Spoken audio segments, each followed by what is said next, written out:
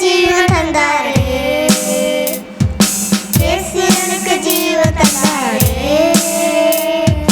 இயேசு எனக்கு ஜீவன் தந்தாரே, இயேசு எனக்கு ஜீவன் தந்தாரே. புது பாடல் நான் பாடி இயேசுவை போற்றி என்றென்றும் வாழ்த்திடுவேன். புது பாடல் நான் பாடி இயேசுவை போற்றி என்றென்றும் வாழ்த்திடுவேன். அல்லேலூயா, ஆமென், அல்லேலூயா, அல்லேலூயா, ஆமென், அல்லேலூயா, அல்லேலூயா, ஆமென், அல்லேலூயா, அல்லேலூயா, ஆமென், அல்லேலூயா.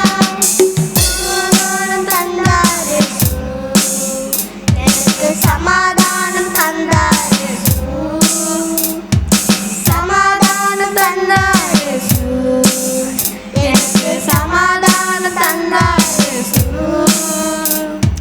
புது பாடல் நான் பாடி இயேசுவை போற்றி என்றென்றும் வாழ்த்திடுவேன்.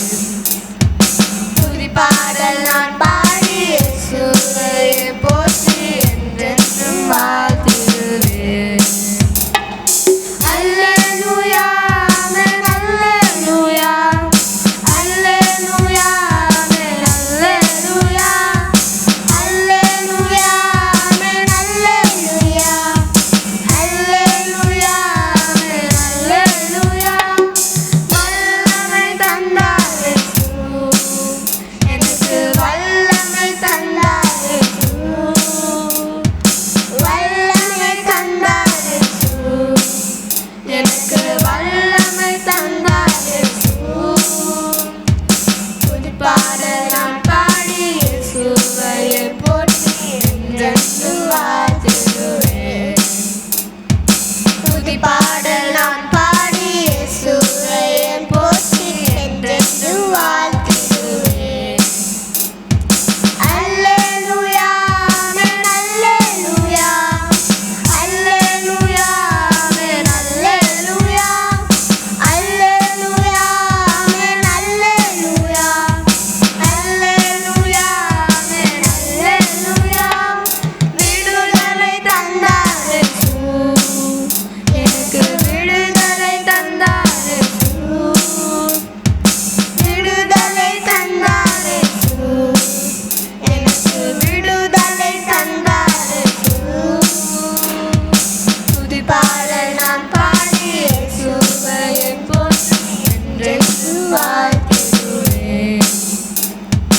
புது பாடல் நான் பாடி இயேசுவை போற்றி என்றென்றும் வாழ்த்திடுவேன்.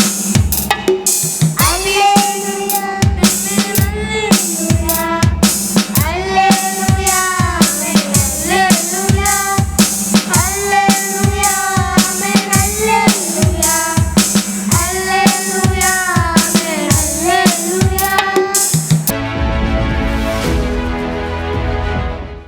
பிதாவாகிய தேவனாலும் கர்த்தராகிய இயேசு கிறிஸ்துவினாலும் உங்களுக்கு கிருபையும் சமாதானம் உண்டாவதாக. தேவனுடைய நாமத்துக்கு மகிமை உண்டாகட்டும். அருமையான ஜாய் டிவி நேயர்கள் அனைவருக்கும் எங்களது புதிய சுவிசேஷ கிறிஸ்தவ திருசபையின் சார்பாக நல் வாழ்த்துதலை தெரிவித்துக் கொள்கிறோம். இந்த நிகழ்ச்சியின் மூலமாய் உங்களை தொடர்பு கொள்வதிலே, தேவனுடைய வார்த்தையை உங்களோடு பகிர்ந்து கொள்வதிலே நாங்கள் மிக்க மகிழ்ச்சி அடைகிறோம். இந்த நாளிலே ஒரு நல்ல வேத வசனங்களுக்குள்ளே உங்களை நடத்தும்படி தேவாவியானவர் என்னை ஏவி கொண்டிருக்கிறார்.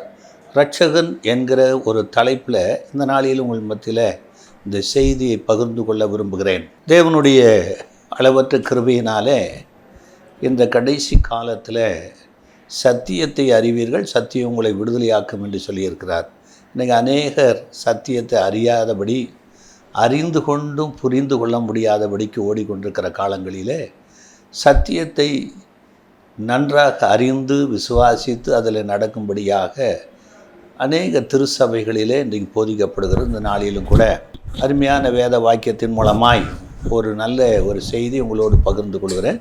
யாத்ராகமத்தின் புஸ்தகம் 14 அதிகாரம் 13-14 வசனங்களை முன்வைத்து செய்தியை பகிர்ந்து கொள்ள விரும்புகிறேன். அப்பொழுது மோசே ஜனங்களை நோக்கி, பயப்படாதிருங்கள், நீங்கள் நின்று கொண்டு இன்றைக்கு கர்த்தர் உங்களுக்கு செய்யும் ரட்சிப்பை பாருங்கள். இன்றைக்கு நீங்கள் காண்கின்ற எகிப்தியரை இனி என்றைக்கும் காண மாட்டீர்கள். கர்த்தர் உங்களுக்காக யுத்தம் பண்ணுவார், நீங்கள் சும்மா இருப்பீர்கள் என்றான். மோசே குறித்து பார்க்கும்போது அவனுடைய பிறப்பை குறித்து நாம் தியானிப்போமானால் அது ஒரு அதிசயமான செயல். ஆனால் தேவன் அவனை ஒரு யூத லேவி குடும்பத்தில் பிறந்தாலும் அவனை 3 மாதம் ஒளித்து வைத்து நதியில் போடப்பட்ட போது அவனை பார்வோனின் குமாரத்தை எடுத்து வளர்த்து 40 ஆண்டுகள் ராஜாவினுடைய மாளிகையில் வளர்கிறான். அவனுக்கு ஏற்பட்ட பெரிய பிரச்சனையினாலே அவன் ஓடிப்போய் மீதியான் தேசத்தில் அவன் ஒரு ஆடு மேய்ப்பனாக வாழ்ந்து கொண்டிருக்கிறான். அப்படிப்பட்ட நேரத்தில் இந்த மோசேயை தேவன் அழைக்கிறதை பார்க்குறோம். எதற்காக அழைக்கிறார் என்றால், இந்த மோசே மூலமாக அடிமைத்தனத்திருக்கிற இஸ்ரவேல் ஜனங்களை மீட்டெடுத்து ரட்சிக்கும்படியாக ஒரு இரட்சகனாக அவனை அனுப்ப தேவன் சித்தமுள்ளவராக இருக்கிறார். இந்த மோசே தான் அந்த ஜனங்களை நடத்துகிற வேளையில் அவன் சொல்லுகிற வார்த்தையினை, மோசே ஜனங்களை நோக்கி, பயப்படாதிருங்கள், நீங்கள் நின்று கொண்டு இன்றைக்கு கர்த்தர் உங்களுக்கு செய்யும் ரட்சிப்பை பாருங்கள். இன்றைக்கு நீங்கள் காண்கிற எகிப்தியரை நீங்கள் ஒருபோதும் காண மாட்டீர்கள். கர்த்தர் உங்களுக்காக யுத்தம் பண்ணுவார் என்று இந்த ஜனங்களை மீட்டு கொண்டு வந்ததுக்கு பின்பு அவன் செய்கிற அற்புதங்களினாலும் அடையாளங்களினாலும் ஜனங்களை திடப்படுத்துகிறதை பார்க்கிறோம். எப்படி இந்த மோசே ஜனங்களை மீட்டு கொண்டு வந்தார் என்று நாம் விரிவாக பார்க்க முடியாது. ஒரு சில காரியங்களை நாம் கண்டு நாம் கடந்து போவோம். யாத்திராகமம் 3ஆம் அதிகாரம் 4வது வசனத்தை நாம் பார்க்கலாம். அவன் பார்க்கும்படி கிட்ட வருகிறதை கர்த்தர் கண்டார். முட்செடியின் நடுவிலிருந்து தேவன் அவனை நோக்கி, மோசே மோசே என்று கூப்பிட்டார். அவன், இதோ அடியேன் என்றான். அவன் மலையிலே ஆடுகளை மேய்த்து கொண்டிருக்கிறான். ஓரேப் என்கிற தேவ பர்வதத்தில் அவன் மேய்த்து கொண்டிருக்கிற போது ஒரு முட்செடி பயங்கரமாக எரிவதை காண்கிறான். ஆனால் முட்செடியானது எரிந்து போகவில்லை, அக்கினி அதில் பற்றி கொண்டிருக்கிறது. அவன் நெருங்கி போய் பார்த்தபோது அதிலிருந்து ஒரு சத்தம், மோசே மோசே என்று அவனுடைய பெயர் சொல்லி அழைக்கிற கர்த்தருடைய சத்தத்தை அவன் கேட்குறான். அவன் கேட்ட மாத்திரத்தில் இதோ அடியேன் என்று அவன் தேவனுடைய வார்த்தைக்கு பிரதியுத்தரம் சொல்கிறான். ஆக என்ன ஒரு காரியம் என்றால், யாத்திராகமம் 3 அதிகாரம் 7, 8, 9 வசனங்களை நாம் பார்க்கும்போது, அப்பொழுது கர்த்தர், எகிப்தில் இருக்கிற என் ஜனத்தின் உபத்திரவத்தை நான் பார்க்கவே பார்த்து ஆளோட்டிகளின் நிமித்தம் அவர்கள் இடுகிற கூக்குரலை கேட்டேன். அவர்கள் படுகிற வேதனைகளையும் அறிந்திருக்கிறேன். அவர்களை எகிப்தியரின் கைக்கு விடுதலையாக்கவும் அவர்களை அந்த தேசத்திலிருந்து நீக்கி கானானியரும் ஏத்தியரும் எமோரியரும் பெருசியரும் ஏவியரும் எபூசியரும் இருக்கிற இடமாகிய பாலும் தேனும் ஓடுகிற நலமும் விசாலமுமான தேசத்தில் கொண்டு போய் சேர்க்கவும் இறங்கினேன். இப்பொழுதும் இஸ்ரவேல் புத்திரரின் கூக்குரல் என் சன்னதியில் வந்து எட்டினது. எகிப்தியர் அவர்களை ஒடுக்குகிற ஒடுக்குதலையும் கண்டேன். ஆமாம், கர்த்தர் அவனோடு பேசுகிற காரியம் என்னவென்றால், எகிப்தில் யோசேப்பின் காலத்தில் யாக்கோப்பின் குடும்பம் 70 பேர் எகிப்தின் ராம்சேஸுங்கிற இடத்துல போய் தங்கினார்கள். ஆனால் அவர்கள் 400 ஆண்டுகள் பழுகி பெருகி ஒரு பெரிய திரள் கூட்டமாய் இருக்கிறபடினால எகிப்தின் ராஜா அவர்களை வேலைகளினாலே ஒடுக்கி அவர்களை கீழ்ப்படுத்தி ஆண்டு கொள்ள அவன் விரும்பி அந்த ஜனங்கள் மேலே ஆளோட்டிகளை வைத்து கடினமான வேலை வாங்குவதை பார்க்குறோம். இப்படி அவர்கள் ஒடுக்கப்படுகிற வேளையில் அவர்கள் தங்கள் ஆபிரகாம், ஈசாக்கு, யாக்கோப்பு என்பவர்களுடைய முற்புதாக்களின் தேவனை நோக்கி அவர்கள் கூப்பிடுகிறார்கள். கர்த்தர் அவர்களுக்கு செவி கொடுத்து அந்த அடிமைத்தனத்திலிருந்து எகிப்திலிருந்து அவர்களை விடுதலையாக்கும்படி சித்தமுள்ளவராய் அவர்களை அழைத்து வரும்படி தான் இந்த மோசையை அழைக்கிறார். இந்த மோசையை அழைத்த போது அவர் சொல்லுகிறாரு, எகிப்தில் என் ஜனங்கள் படுகிற உபத்திரவத்தை பார்க்கவே பார்த்தேன். அதோடு மாத்திரமில்லாமல் அந்த எகிப்தில் அவர்கள் கூக்குரலை கேட்டேன். மூன்றாவதாக அவர்கள் வேதனைகளை அறிந்தேன். ஆக இந்த ஒடுக்குடைய ஒடுக்கின் கையிலிருந்து அவர்களை மீட்டு ரட்சிக்கும்படியாக நான் உன்னை அழைத்திருக்கிறேன் வா என்று சொல்லி அவனை அழைக்கிறதை பார்க்குறோம்.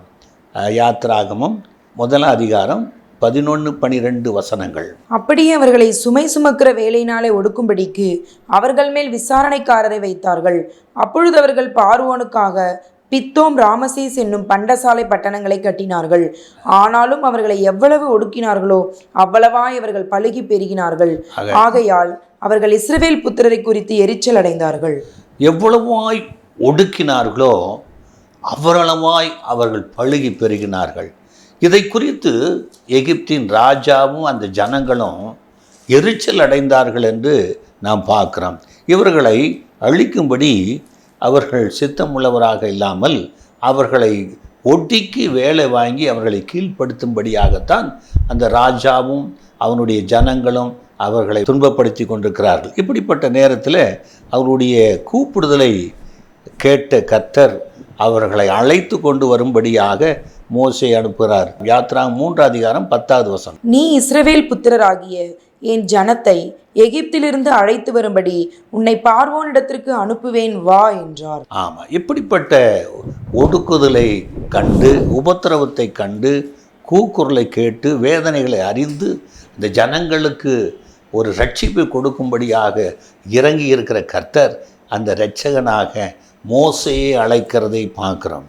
மோசே அநேக சாக்கு போக்குகளை சொன்ன போதும் கர்த்தர் அவனை அனுப்பி அந்த ஜனங்களை விடுவிக்க சித்தமுள்ளவராய் அவனை அழைக்கிறதை பார்க்குறோம். அது யாத்ராகமம் 6 5, 6, 7 நாம் பார்க்கிறோம். எகிப்தியர் அடிமை கொள்ளுகிற இஸ்ரவேல் புத்திரரின் பெருமூச்சையும் நான் கேட்டு என் உடன்படிக்கையை நினைத்தேன். ஆதலால் இஸ்ரவேல் புத்திரரை நோக்கி, நானே கர்த்தர், உங்கள் மேல் எகிப்தியர் சுமத்தின சுமைகளை நீக்கி நான் உங்களை விடுவித்து உங்களை அவர்கள் அடிமைத்தனத்திற்கு நீங்களாக்கி ஓங்கிய கையினாலும் மகா தண்டனைகளினாலும் உங்களை மீட்டு உங்களை எனக்கு ஜனங்களாக சேர்த்து கொண்டு உங்களுக்கு தேவனாயிருப்பேன். உங்கள் மேல் எகிப்தியர் சுமத்தின சுமைகளை நீக்கி உங்களை விடுவிக்கிற உங்கள் தேவனாகிய கர்த்தர் நான் என்று அறிவீர்கள். ஆக எகிப்தில் உங்களை ஒடுக்கிற ஒடுக்குதலை நான் கண்டேன். உங்களை உடன்படிக்கையின் தேவனாகிய நான் ஆபிரகாம், ஈசாக்கு, யாக்கோபு என்பவர்களுக்கு கொடுப்பேன் என்று வாக்குத்தத்தம் பண்ணின இந்த தேசத்தில் உங்களை கொண்டு போய் சேர்ப்பதற்காக நான் உங்களை அழைத்திருக்கிறேன். நான் கர்த்தர் என்று சொல்லி அவர்களுக்கு தம்மை மோசையின் மூலமாக, ஆரோனின் மூலமாக வெளிப்படுத்துவதை நாம் பார்க்குறோம். ஆக அப்படிப்பட்டதான அழைப்பு அந்த ஜனங்கள் பெற்று அந்த அடிமைத்தனத்திலிருந்து விடுதலையாக்கப்படுவதற்காக மோசேயின் கையில் பெரிய 10 விதமான அற்புத அடையாளங்களை எகிப்தில் நடந்ததை பார்க்குறோம். பார்வோனும் அவனுடைய ஜனங்களும் கலக்கம் அடைந்து 10வது வாதையாக தலைப்பில் சங்காரத்தை அவர்கள் கண்டு அந்த ராத்திரியிலே அவர்கள் ஒடுக்கின அந்த ஜனங்களை போக விட்டு நீங்கள் போய் உங்கள் தேவனுக்கு ஆராதனை செய்யுங்கள் என்று அனுப்புகிறதை பார்க்குறோம்.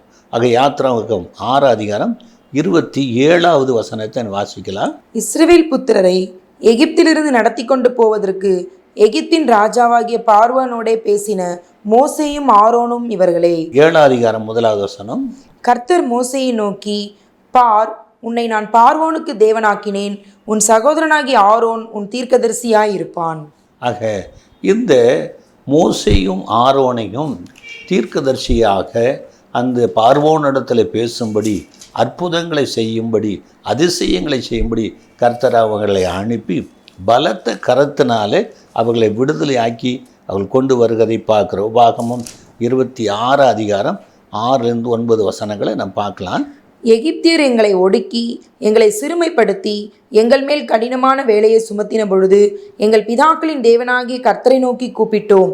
கர்த்தர் எங்கள் சத்தத்தை கேட்டு எங்கள் சிறுமையையும் எங்கள் வருத்தத்தையும் எங்கள் ஒடுக்கத்தையும் பார்த்து எங்களை பலத்த கையினாலும் ஓங்கிய புயத்தினாலும் மகா பயங்கரங்களினாலும் அடையாளங்களினாலும் அற்புதங்களினாலும் எகிப்திலிருந்து புறப்பட பண்ணி எங்களை இவ்விடத்துக்கு அழைத்து வந்து பாலும் தேனும் ஓடுகிற தேசமாகிய இந்த தேசத்தை எங்களுக்கு கொடுத்தார்.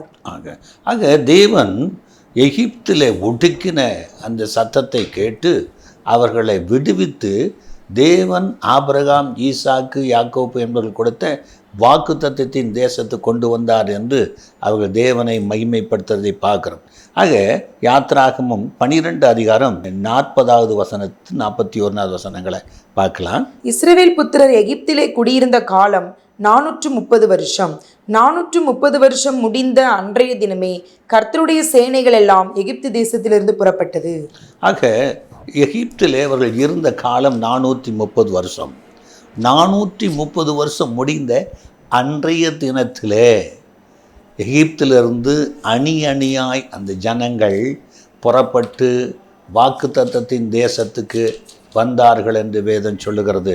யாத்திராகமம் 12 அதிகாரம் 51வது வசனம் சொல்லுகிறது, அன்றைய தினமே கர்த்தர் இஸ்ரவேல் புத்திரரை அணி அணியாய் எகிப்து தேசத்திலிருந்து புறப்பட பண்ணினார். அன்றைய தினம். இன்றைக்கு அருமையான மக்களே, இன்றைக்கு ஒருவேளை உன் வாழ்க்கையில் ஒரு ஒடுக்கத்தினால பலவிதமான பிரச்சனைகளினாலே நெருங்கி போய் கிடக்கலாம். உன்னுடைய கூக்குரல் தேவனுடைய சன்னிதானத்தை எட்டி கொண்டிருக்கிறது. இஸ்ரவேல் ஜனங்கள் அவர்கள் பட்ட வேதனைகளையும் அவர்கள் பட்ட உபத்திரவத்தையும் அவர்களுடைய கூக்குரலையும் தேவன் அறிந்திருந்தார். ஒருவேளை நீ நினைக்கலாம், என்னை கர்த்தர் அறிந்திருக்கிறாரா, என் நினைவுகளை அறிந்திருக்கிறாரா, என் வேதனைகளை அவர் அறிந்திருக்கிறாரா, மனுஷரால் எனக்கு வரக்கூடிய நெருக்கம், உலகத்தால் வரக்கூடிய ஒடுக்கம், பலவித பிரச்சனைகளினால ஒடுங்கி போய் கிடக்கிற என்னோட வாழ்க்கை யாருமே ஆதரவற்ற நிலையில் இருந்து கொண்டிருக்கேன் என்று எண்ணிக்கொண்டிருக்கலாம். கர்த்தர் ஒரு நாளை குறித்திருக்கிறார். இஸ்ரவேல் ஜனங்களுக்கு குறித்த அந்த நாள் வந்தபோது அன்றைய தினமே அவர்கள் அணி அணியாய் அடிமைத்தனத்திலிருந்து விடுதலையாக்கப்பட்டு வந்தார்கள். ஒருவேளை ஒடுக்கத்திருக்கிற உன்னை கர்த்தர் நினைத்து விடுதலையாக்கிற நாளாக இருக்கலாம். யோபு சொல்லுகிறார், 35 அதிகாரம் 9வது வசனம், அநேகரால் பலவந்தமாய் ஒடுக்கப்பட்டவர்கள் முறையிட்டு வல்லவர்களுடைய புயத்தி நிமித்தம் அலறுகிறார்கள். அநேகரால் ஒடுக்கப்பட்டவர்கள் வல்லவராலே நினைக்கப்படுகிறார்கள். ஆக அன்பு தேவனுடைய பிள்ளைகளே, ஒருவேளை உன்னுடைய சொந்த ஜனங்கள் உன்னை ஒடுக்கலாம், அல்லது உன்னுடையதான உத்தியோகத்திலே உன்னை ஒடுக்கலாம், இல்லை உன்னுடையதான கடன் வாங்கின பிரச்சனையினால் அக்கம் பக்கத்தில் உன்னை ஒடுக்கலாம். பல விதத்தில் உன்னை சார்ந்தவர்கள் ஒடுக்கி உன்னை ஸ்தானத்திலிருந்து கீழே தள்ளி வைத்திருக்கலாம். கர்த்தர் ஒடுக்கத்தில் இருக்கிறவர்களை நோக்கி பார்க்கிறார். யோபின் புஸ்தகம் 22வது அதிகாரம் 29வது வசனம், மனுஷர் ஒடுக்கப்படும் பொழுது திடப்பட கடவர்கள் என்று நீர் சொல்ல தாழ்ந்தோர் ரட்சிக்கப்படுவார்கள். ஆக மனுஷன் ஒடுக்கப்படும் போது ரட்சிக்கப்பட தாழ்ந்தோரை நோக்கி பார்க்கிறார். நாம் ஒடுக்கப்பட்டிருக்கிற நேரத்தில் கர்த்தருடைய கண்கள் பாராதபடி மறைத்து கொள்கிறவர் அல்ல. அங்கே இஸ்ரவேல் ஜனங்கள் தன்னுடையதான முற்பிதாக்களுடைய தேவனை நோக்கி கூப்பிட்ட போது அவர்களுடைய ஒடுக்கத்தில் அவர் கேட்டு அவர்களை ரட்சிக்கும்படி இறங்கினார். யோபு 36 அதிகாரம் 15, 16 வசனங்களை வாசிக்கலாம். சிறுமைப்பட்டவர்களை அவர் சிறுமைக்கு நீங்களாக்கி அவர்கள் ஒடுக்கப்பட்டிருக்கையில் அவர்கள் செவியை திறக்கிறார். அப்படியே அவர் உம்மையும் நெருக்கத்தினின்று விலக்கி ஒடுக்கமில்லாத விசாலத்திலே வைப்பார். உம்முடைய போஜன பந்தி கொழுமையான பதார்த்தங்களால் நிறைந்திருக்கும். ஆக சிறுமைப்பட்டவர்களை கர்த்தர் விடுதலையாக்கி அவர் ஒடுக்கத்திலிருந்து மீட்டெடுத்து உம்முடைய பந்தி விசாலமாய் இருக்கும்படி, உன் வாழ்க்கை விசாலமாய் இருக்கும்படி, உன் ஜீவியம் விசாலமாய் இருக்கும்படி அவர் விரிவான இடத்துல வைக்கிறார். இஸ்ரவேல் ஜனங்களை அப்படித்தான் கொண்டு வந்து அவர் கால் வைத்த இடத்துல விசாலத்தில் கொண்டு வந்து வைத்தார். உன்னையும் அவ்விதமாய் வைத்து ஆசீர்வதிக்க தேவன் விரும்புகிறார். 146வது சங்கீதம் 7வது வசனம், அவர் ஒடுக்கப்பட்டவர்களுக்கு நியாயம் செய்கிறார், பசியாய் இருக்கிறவர்களுக்கு ஆகாரம் கொடுக்கிறார், கட்டுண்டவர்களை கர்த்தர் விடுதலையாக்குகிறார். ஆக ஒடுக்கப்பட்டவர்கள், பசியாய் இருக்கிறவர்கள், கட்டுண்டவர்களை அவர் ரட்சிக்கிறார் என்பதற்கு இதுதான் அர்த்தம். ஆகவே 103வது சங்கீதம் 6வது வசனத்தை பார்க்கலாம். ஒடுக்கப்படுகிற யாவருக்கும் கர்த்தர் நீதியையும் நியாயத்தையும் செய்கிறார். அது உன் வாழ்க்கையில் யார் உன்னை ஒடுக்கினார்களோ, யார் உன்னுடையதான நீதியை, உன்னுடையதான நன்மையை, உன்னுடைய வாழ்க்கை இருக்கிற உண்மையை அவர்கள் புறக்கணித்து விட்டு உன்மேல் பொய்யாய் குற்றச்சாட்டு சொன்னார்களோ, உன்னுடையதான நன்மையை பெற்றுக்கொண்டு ஒடுக்கினார்களோ, கர்த்தர் நீதி செய்கிற தேவன். இஸ்ரவேல் ஜனங்கள் எகிப்தில் அடிமைப்பட்டு கிடந்த போது அவர்களை துன்பப்படுத்தின அந்த ஜனங்களை கர்த்தர் நியாய தீர்ப்பு செய்யாமல் விடவில்லை. 10 விதமான வாதைகளினால அந்த தேசத்தை தேவன் கலங்கடித்து அவர்களுக்கு நீதி செய்து அவர்கள் கிடைக்க வேண்டிய உண்மையான நன்மையை அவர்கள் கொள்ளையிட்டு கொண்டு வரும்படியாக கர்த்தர் செய்தாரே, அதே கர்த்தர் தான் இன்றைக்கு உன் வாழ்க்கையிலும் உன்னை ஒடுக்குறத, உன்னுடைய வாழ்க்கையில் சிறுமைப்படுத்துகிற, உன்னை புறக்கணிக்கிற மக்கள் மத்தியிலிருந்து மீட்டெடுத்து விசாலத்துக்கு கொண்டு வந்து ஆசீர்வாதமான வாழ்க்கை கொடுக்க அவர் சித்தமுள்ளவராக இருக்கிறார். அந்த ஆண்டவராகிய கர்த்தர் உங்களை ஆசீர்வதிப்பாராக.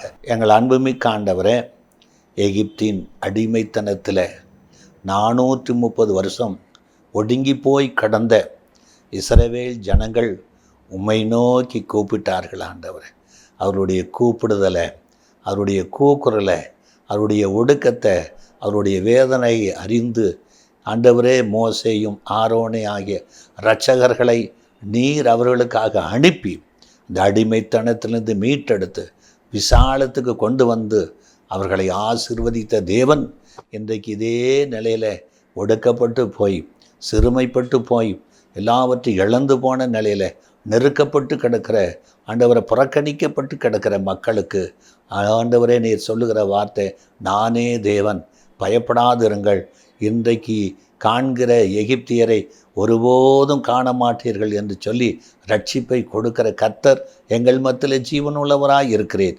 இந்த வார்த்தை கேட்ட ஆண்டவர் ஒவ்வொருத்தரும் மேலும் ஒவ்வொரு குடும்பத்தின் மேலும் நீர் அப்படிப்பட்ட ரட்சிப்பை கொடுத்து அவர்களை ஆசீர்வதித்து அவர்கள் மகிழ்ச்சிக்குள்ளாக, சந்தோஷத்துக்குள்ளாக, நித்திய கிருபைக்குள்ளாக, சுகத்துக்குள்ளாக நடத்துவீராக. இயேசுவின் மூலம் வேண்டிக் கொள்கிறோம் பிதாவே. ஆமென். ஆமென். You're the King of Kings, you're the Lord of Lords, you're the Prince of Peace. You're Emmanuel, supernatural, Savior of the world. I will sing your praise.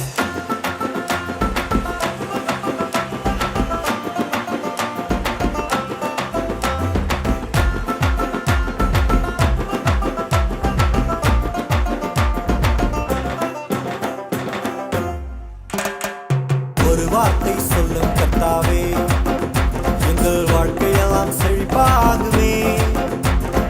ஒரு வார்த்தை சொல்லும் கர்த்தாவே, எங்கள் வாழ்க்கையெல்லாம் செழிப்பாகுமே. உம் வார்த்தையிலே சுகம், வார்த்தையிலே மதுரம், வார்த்தையிலே எல்லாம் சந்தோஷம். உம் வார்த்தையிலே சுகம், உம் வார்த்தையிலே மதுரம், உம் வார்த்தையிலே எல்லாம் சந்தோஷம். You're the King of Kings, you're the Lord of Lords, you're the Prince of Peace. You're Emmanuel, supernatural, Savior of the world. I will sing your praise.